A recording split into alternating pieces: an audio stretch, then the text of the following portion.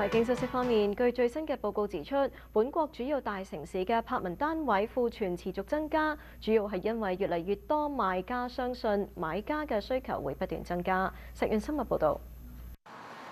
呢份由連鎖地產公司 Remax 所做嘅最新報告，由今年1月至到8月期間，一直注視本國大城市嘅柏文市場走勢。結果發現，卑詩省菲沙河谷嘅柏文單位庫存冠絕全國，增幅達到58.7%。排第二嘅係安省大多倫多地區，增加52.8%；亞省卡加利升52.4%，排第三。報告亦都指出，雖然本國大部分地區嘅柏文單位銷售量喺今年1月至到8月期間都錄得下跌，但亞省愛民頓嘅柏文銷售就錄得36.7%嘅增長，合共有3351間柏文易手。而大多倫多地區、大溫哥華地區以及菲沙河谷嘅柏文單位銷售都錄得超過8%嘅下跌。大多倫多地區甚至係全國唯一嘅樓市，柏文單位嘅平均售價按年下跌1.9%，至到732000幾蚊。